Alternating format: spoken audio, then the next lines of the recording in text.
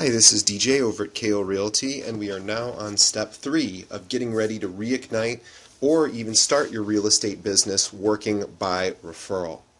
So let's real quickly recap step 1 and 2. In step 1, what we did in video 1, we created a database of relationships, people we knew that would ultimately be good sources of referrals going forward.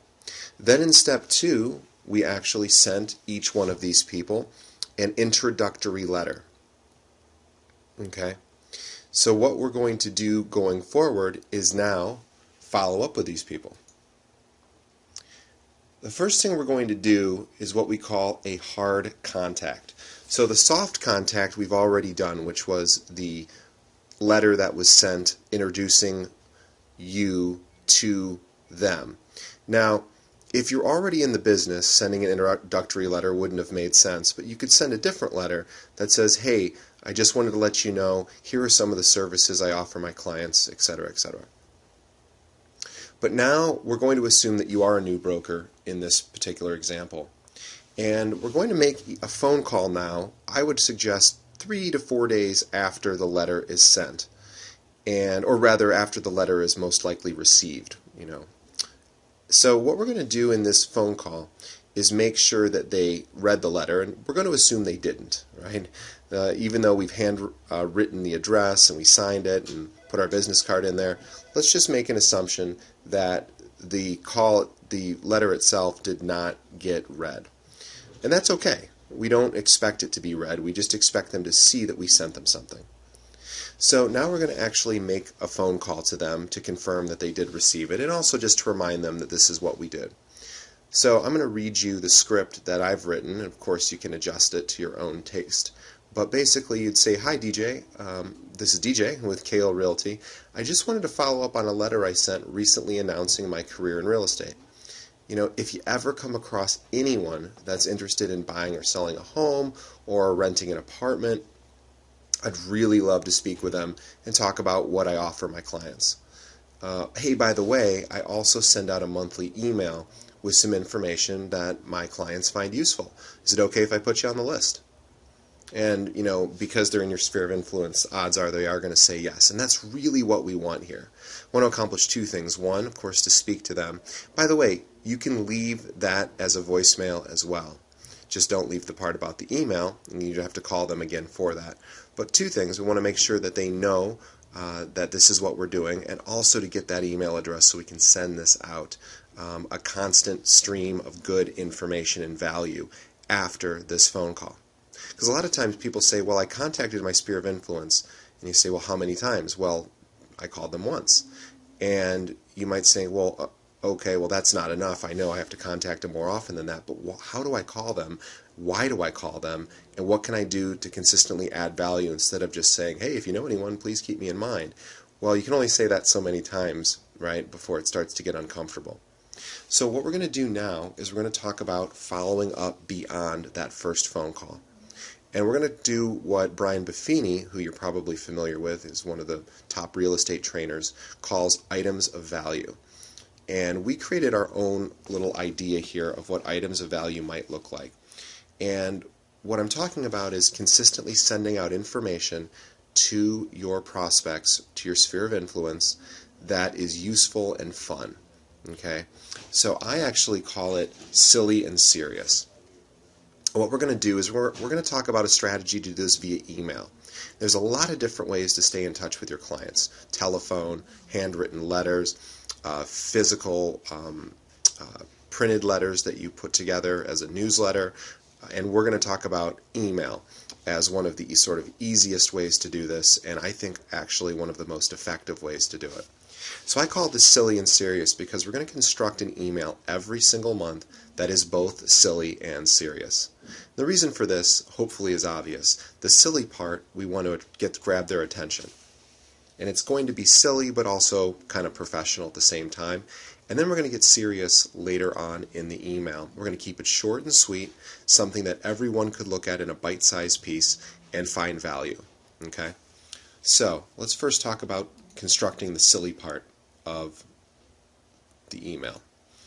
So I've got a list here of a few resources to find silly news. What I did is I simply went online and typed in silly or wacky news, and these are 3 sites that do a very good job of that. And so Unique Daily, Fark, and also Silly and Stupid. They're both great sites for finding fun information and fun news stories. So I found one that I thought would be very applicable to real estate agents that you could send out to your clients. This came out today, which was a home that is built in China that fits on the back of a bicycle. It's a little tiny, obviously, pod. And I thought, isn't that cool? Isn't that funny? And if you got an email that said, hey, did you know China has this new home that you can cart around on a bicycle? Check it out. Obviously, you would most likely click on that just to see what the heck it is, right? So here's that particular story that I found, and it only took me about 30 seconds to find this particular story. But it doesn't even necessarily have to be a real estate story. It could be anything that's interesting. For example, whether you're at a particular holiday, you could find something kind of fun about that holiday, maybe a celebration going on in a particular part of the country that's kind of unusual, or maybe something about, hey, did you know February is, known for Groundhog Day, and did you also know how often the groundhog sees a shadow, or whatever. So you're going to pick some fun news and put that in the email. Then we're going to find some serious news, because we don't just want to be wacky and fun. We want to actually provide some true value to the person reading the email. So I put 3 different resources for great places to search for information that you could use in your email to your clients. And this one is Inman.com, also Chicago Real Estate Daily, which is Cranes, and Chicago.curb.com. They're all 3 great places to pull good information about the market. So I put these together in an email that's pretty short and sweet, but something I thought you'd find useful that you could send out. So I'm just going to read this to you. And I keep the silly one very short and the serious one a little longer, because I think that's probably the best mix. But it's, hey John, did you know there are houses now that fit on the back of bicycles? Click here to check it out. So that's obviously the silly story. And then I go in more serious news, and I put, some basic information about the housing metrics. This was back in September, and basically say, real estate's still down, but here's some information about it. So I think this is kind of interesting, and it's just a good little nugget of information. I pulled this from the Chicago Association of Realtors back in September, and I sourced it, of course. And then, it's really short and sweet. And then if you know anyone else interested in looking to use my services, please pass my name along, right? So that's the email. Now, it's not that complicated. It's not that difficult. I just did it, and I'm not even a broker. I put this together, and it took me about 5 minutes. So is this worth sending out to your database every single month, spending probably 20 minutes total on this entire project? I believe it is. And if you think about it, think about all the industries that are similar to yours: insurance, mortgage, even people who sell automobiles. These are all salespeople who want repeat business. And how often do you get this kind of information from those people? I would wager to bet almost never, right? So be the person that consistently sends out stuff that people can actually use and benefit from. That's the most important part, sending something out that's of value. Okay. Now this is just what you'd send out to your sphere of influence. I'd recommend sending maybe even something a little different to the people who are your existing clients. Obviously, you're going to want to write a lot of personal notes to your clients. You're going to want to do a lot of other touching, personal touching for those people. But for now, just start with this. Start and commit to writing and putting an email together for every 30 days, and I promise you will see results. So again, just do this once a month.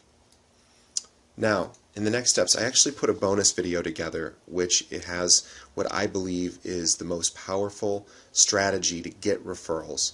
In addition to doing this, it's a totally different strategy. It can complement this, and it's a little bit more fun, I think, quite frankly. So I put that together. I'm going to put a link to it in the description below, and I promise that's about 10 minutes long. I promise it'll be one of the better 10 minutes you spend. So watch it, enjoy, and I hope this helps you build your business. Okay, thanks.